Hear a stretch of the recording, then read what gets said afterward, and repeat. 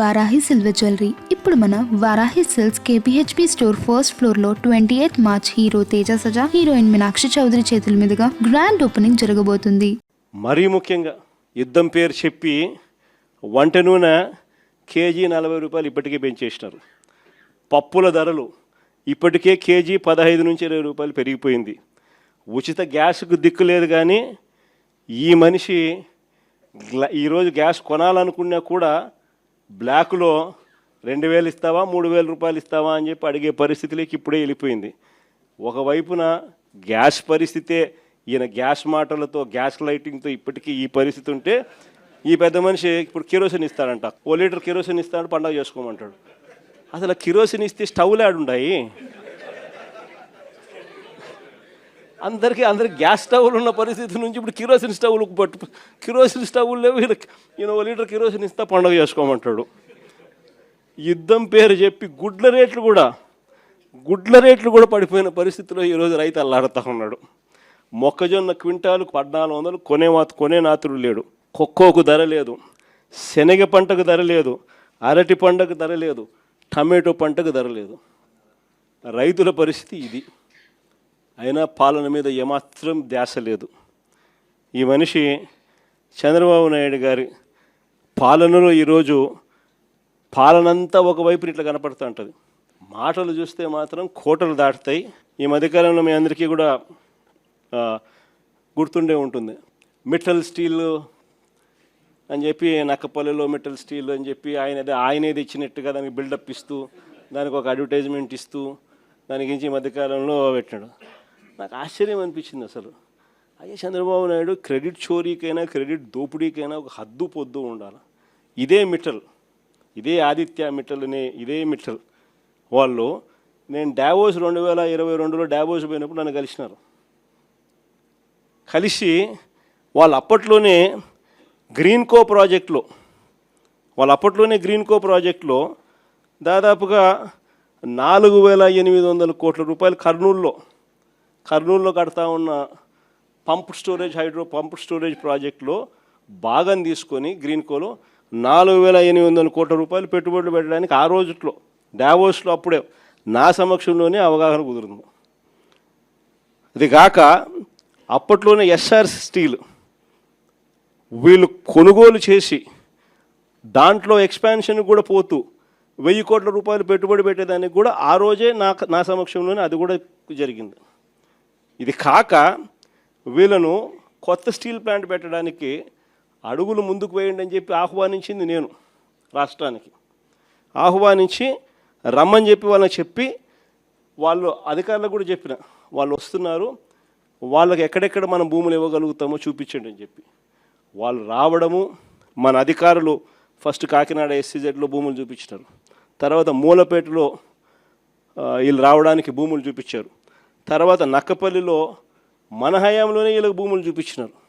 చూపించిన తర్వాత నక్కపల్లిలో వీళ్ళు ఎన్నికలకు మునిపే రావడము, నక్కపల్లిలో భూములు కూడా చూసుకోవడము, భూములు వాళ్ళకు నచ్చడము, అక్కడ ఆల్రెడీ అప్పటికే APIC భూములు మన దగ్గర ఉన్నాయి.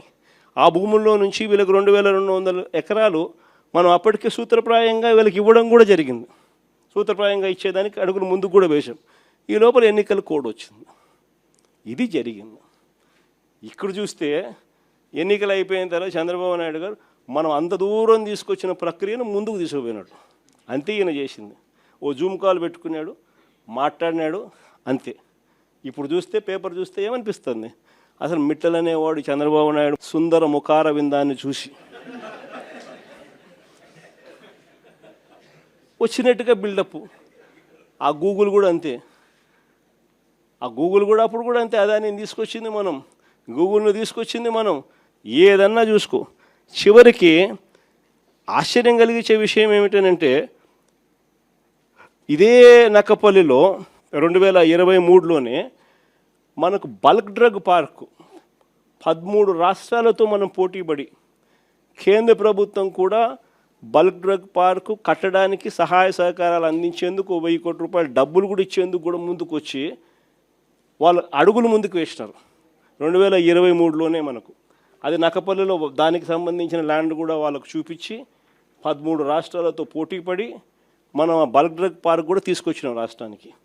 ఇప్పటికీ 2023లో పార్క్ తీసుకొచ్చినాము. ఇప్పుడు చంద్రబాబు నాయుడు వచ్చి 2 సంవత్సరాలు అయిపోయింది. ఇప్పటికీ ఆ బల్క్ డ్రగ్ పార్కు అడుగులు ముందుకు పడ్డంలా కొన్ని లక్షల కోట్ల పెట్టుబడులు, కొన్ని వేల ఉద్యోగాలు కార్యక్రమం దానివల్ల జరుగుతుంది. అట్లాంటిది అక్కడ కూడా అడుగులు ముందుకు వేయడంలా వెనక్కి పోయింది. దాన్ని మళ్ళీ కాంప్లికేట్ చేస్తూ అక్కడ ఉన్న ల్యాండ్ సరిపోతుంది, ఆ ల్యాండ్ సరిపోదని చెప్పి ఇంకా ఎక్కువ ల్యాండ్ కావాలని చెప్పి ఇంకా అడుగులు ముందుకు వేసినారు. వేసేసరికి కథ రివర్స్ అయింది. ఇట్లా ప్రతి దాంట్లోనూ కూడా అడుగులు ముందుకు వేయాల్సిన చోట ఈయనే కాంప్లికేషన్స్ క్రియేట్ చేస్తాడు, చేసి ఈయనే దాన్ని వెనక్కి తీసుకొని పోతాడు. ఇంతెందుకు, మన హయాంలోనే 3 పోర్టులు కడతా ఉన్నాం. మీ అందరికీ కూడా తెలిసిందే. రామాయపట్నం పోర్టు దాదాపుగా 80% మన హయాంలోనే పూర్తి చేసినాం. ఇంకా ఈ మిగిలింది 20%. మూలపేటలో మన హయాంలోనే పోర్టు 30% పూర్తి చేసినాం. మన హయాంలోనే ల్యాండ్లు పూర్తి చేసినాం, పర్మిషన్లు పూర్తి చేసినాం, ఫైనాన్షియల్ క్లోజర్ పూర్తి చేసినాం, డబ్బులకు ఇబ్బంది లేకోకుండా దానికి సపరేట్ బ్యాంక్ అకౌంట్ క్రియేట్ చేసి సపరేట్గా దానికి లోన్ శాంక్షన్ చేసి సపరేట్గా దానికోసం చేసినాం. మూలపేట అయినా, రామాయపట్నం పోర్ట్ అయినా, లేదా మచిలీపట్నం పోర్ట్ అయినా. మచిలీపట్నం కూడా 30% పూర్తి అయిపోయింది మన హయాంలోనే. ఈ రోజుకి 2 ఏళ్ళు అయిపోయింది. అన్ని చోట్ల పనులు ఆపేసినాడు. వీళ్ళకి సంబంధించిన వాళ్ళకి సబ్ కాంట్రాక్టులు, వీళ్ళకి సంబంధించిన వాళ్ళకే వాళ్ళని తప్పించి కాంట్రాక్ట్, వీళ్ళకి సంబంధించిన వాళ్ళకి కాంట్రాక్టులు ఇప్పించుకోవడంతో కనీసం అదన్న పనులు జరుగుతున్నాయంటే లేదు, అది కూడా అయిపోయినాయి. ఏమంటే తొందరగా పని అయిపోతే జగన్ క్రెడిట్ వస్తుంది కాబట్టి పని ఆపు. పనులు ఆపి ఆడ చుట్టుపక్కల భూములు మళ్ళా వీళ్ళ మనుషుల చేత కొనుగోలు చేయించే కార్యక్రమాలు మచిలీపట్నంలో వాళ్ళు మొత్తుకుంటున్నారు. ఉన్నదానికి ఆల్రెడీ ల్యాండ్ ఇచ్చినాం, ఆల్రెడీ పోర్టు జరుగుతూ ఉంది. చెన్నైలో పోర్టు ఎన్ని ఎకరాల్లో ఉంది చెన్నైలో పోర్టు? ఇక్కడ వీళ్ళకు 2000 ఎకరాల్లో పోర్టు కడతారు, పైన ఇచ్చినాం. పోర్టు కడతా ఉన్నారు, ఆపేసినాడు. ఇంకా ల్యాండ్ అక్విజిషన్ చేయాలంట. వీళ్ళ బినామీలందరినీ పంపించినాడు, భూములు కొనుగోలు చేసే కార్యక్రమం చేస్తూ ఉన్నాడు. దాని తర్వాత దాన్ని మొదలు పెడతాడంట. ప్రతి అడుగులోనూ కూడా నాకేంది అనే పద్ధతిలో రాష్ట్రాన్ని దోచుకోవడంతోనే ఈరోజు ఎక్కడ చూసినా కూడా అడుగులు జరగబడుతున్నాయి. ఇలాంటి వాతావరణంలో రేపొద్దున 2029 ఎన్నికలు జరగబోతున్నాయి. ఇంకా మీ అందరికీ కూడా ఇంకొక శుభవార్త ఏమిటి అని అంటే, రాష్ట్రంలో సీట్లు కూడా పెరుగుతున్నాయి. 175 కాస్త 263 స్థానాలకు ఏకంగా 50% పెంచి 263 స్థానాలకు పోతున్నాం. పార్లమెంటు స్థానాలు కూడా 25 నుంచి ఏకంగా 38 స్థానాలకు పార్లమెంటు స్థానాలు కూడా పెరుగుతూ ఉన్నాయి. ఎస్సీ ఎస్టీ రిజర్వ్డ్ సీట్లు కూడా 50% పెరుగుతున్నాయి. మహిళలకు 33% పూర్తిగా ఒక చట్టం ప్రకారం ఒక హక్కుగా ఈరోజు మహిళలకు 88 అసెంబ్లీలో 88 సీట్లు, పార్లమెంట్లో 13 సీట్లు ఈరోజు మహిళలకే ఈరోజు అందుబాటులోకి వచ్చే కార్యక్రమం జరుగుతూ ఉంది. ఇది నిజంగా మహిళా అభ్యున్నతికి మనము ఆ టైంలో మన గవర్నమెంట్ ఉన్నప్పుడు మనం ఏకంగా చట్టం చేసి 50% రిజర్వేషన్లు మహిళలకు లోకల్ బాడీస్లోను, మహిళలకు నామినేటెడ్ పదవుల్లోనూ, మహిళలకు నామినేషన్ మీద ఇచ్చే కాంట్రాక్టుల్లోనూ, టెంపుల్ కమిటీస్లోనూ మహిళలకు ఏకంగా చట్టం చేసి 50% మనం రిజర్వేషన్లు కల్పించిన దానికి ఒక అడుగు ముందుకు వేస్తూ మహిళలకు 33% రిజర్వేషన్స్ ఇస్తూ ఏకంగా ఈరోజు 2029లో మహిళలకు మరిన్ని సీట్లు, మరింత ఎంపవర్మెంటు మహిళలకు కూడా జరగబోతూ ఉంది.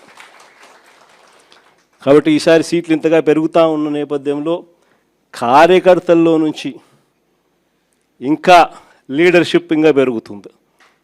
ఇది మాత్రం అందరికీ చెప్తా ఉన్నా. కార్యకర్తల్లో ఎవరైతే పటిమ చూపించగలుగుతారో, ఎవరైతే అడుగులు వేయడానికి సిద్ధపడతారో, ఎవరైతే నాయకత్వ పటిమను గట్టిగా చూపించగలుగుతారో అందరికీ కూడా జగన్ న్యాయం చేస్తాడని చెప్పి సందర్భంగా చెప్తాను. ఈసారి జగన్ 2.0లో మాత్రం ప్రతి కార్యకర్తకు చెప్తా ఉన్నాను.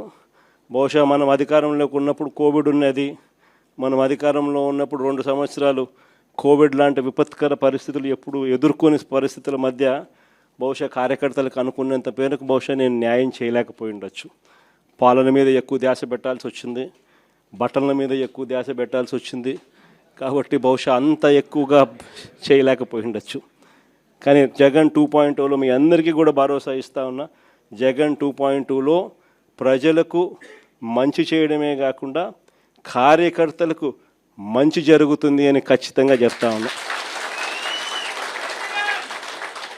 ప్రజలకు జరిగే మంచి కూడా కార్యకర్తల ద్వారా మీ ద్వారానే జరిగించే కార్యక్రమం కూడా జరుగుతుందని కూడా చెప్తాను. కాబట్టి ఖచ్చితంగా రాబోయేది మంచి రోజులు. చూస్తా కళ్ళు మూసుకొని కళ్ళు తెరిచేసరికి 2 ఏళ్ళు అయిపోయింది. ఇక మిగిలిండేది కేవలం 3 సంవత్సరాలు. ఈ 3 సంవత్సరాల్లో కూడా ఇంకా 1.5 సంవత్సరం ఎలా గడిచిపోయింది అని అంటే, ఆ తర్వాత ఎలాగో చివరి 1.5 సంవత్సరం నా పాదయాత్ర కూడా ఎలాగో జరుగుతుంది. ఆ తర్వాత చంద్రబాబు నాయుడు ప్రతిరోజు సినిమా చూపించే కార్యక్రమం ప్రతిరోజు కూడా జరుగుతుంది. కాబట్టి చంద్రబాబు నాయుడు గారు చేసే ఈ రెడ్ బుక్ పాలనైనా, చంద్రబాబు నాయుడు చేసే ఈ అన్యాయాలైనా ఇక టైం దగ్గరకు వచ్చింది. ఆయన గురించి ఇక భయపడాల్సిన అవసరం లేదు. ఆ భయపడే రోజులు ఇంకా పోయాయి. ఇక నుంచి చంద్రబాబు నాయుడిని గట్టిగా నిలదీసే కార్యక్రమాలకు శ్రీకారం చుట్టవలసిన రోజులు దగ్గరకు వచ్చినాయని మీ అందరికీ కూడా ఈ సందర్భంగా విన్నవిస్తాను.